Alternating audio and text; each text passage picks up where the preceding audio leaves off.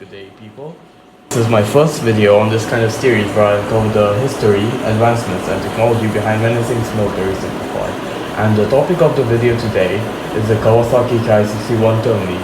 Unlike many of the Japanese aircraft, the Ki-61 was a very distinct one due to its inline engine HA40, which is a licensed copy of the DB601 engine, which is also found in the BF109 Friedrich and prior variants, which we'll uncover later. The Ki-61 was very sleek and made sense due to its role as a bomber interceptor. Speed was also proven through a test taken in 1940, where Japan made it perform against many aircraft including the Curtiss P-40 and the Messerschmitt BF109E7, in which it emerged the victor in these test engagements, only losing to the Ki-43 in maneuverability. And if you know about the Ki-43, you would know it's the most maneuverable monoplane that Japan had, which meant the Ki-61 was a pretty solid aircraft, and resulted in it being a jack of all trades for the Japanese, similar to the BF109 for the Germans. In the power to weight ratio, compared to the other fighters, it's pretty low, only being around 0.25 kW/kg, compared to the other DB601 wielding aircraft like the Marquis C-202, which was around 0.33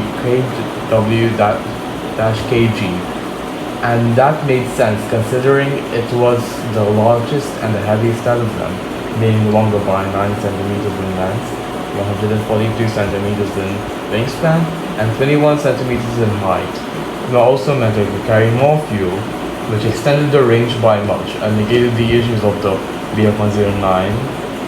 And the issues of the 109 was that carry enough fuel to complete the missions as well. So the fuel tanks on the Ki-61 enabled it to do so, and like I said, avoid the issues of the BF109. The different variants of the Ki-61 had different armament, with the first three having 7.7 Type 89 machine guns and the 12.7mm hull 103. Throughout the variants, they all maintained the hull 103 as their wing root and guns, and later variants having the hull 520mm cannons installed in the nose, mainly duals. During the first battle starting the Ki-61, Allies misidentified it as the BF109 and later on a C-202, which makes some sort of sense since Japan did have imported BF109s like the BF109 EMIL E7 we mentioned earlier in the prior test engagements. During a battle, the Ki-61 was captured and tested by the USA, and they found it to be quite maneuverable, having the tightest turns out of a group containing the F4U Corsair, F6F Hellcat, F8F Bearcat, and F4F Wildcat, in which it was paired with the F4F. The F4F was one of the tightest turning aircraft out of the group too, and was pretty maneuverable, although not as maneuverable as the Zero, which is why they replaced it later on. I'll cover that in a different video, but continuing on and not to digress. During the making of the Ki-61-2, the next version of the Hien, they intended to increase the cannon ammunition count to 200 rounds per gun, and they put the newest licensed copy engine, the HA100, inside.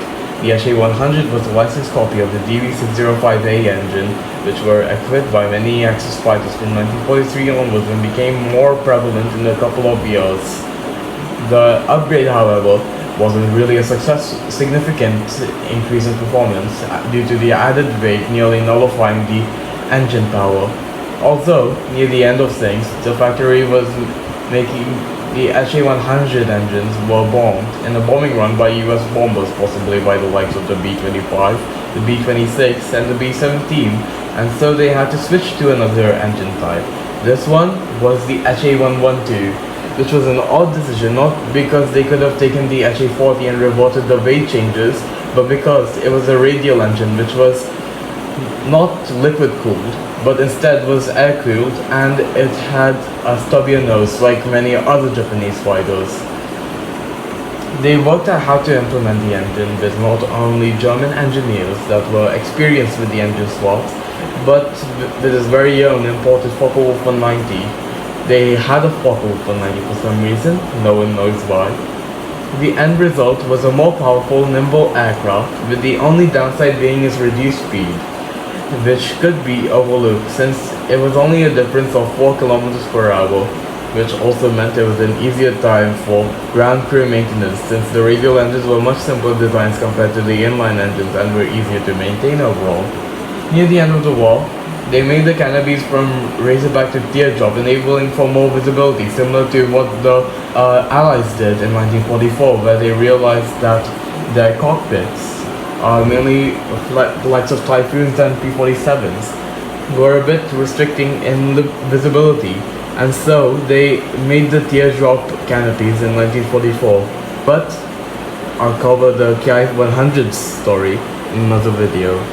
And for now, this is the story of the Ki-61. Thank you.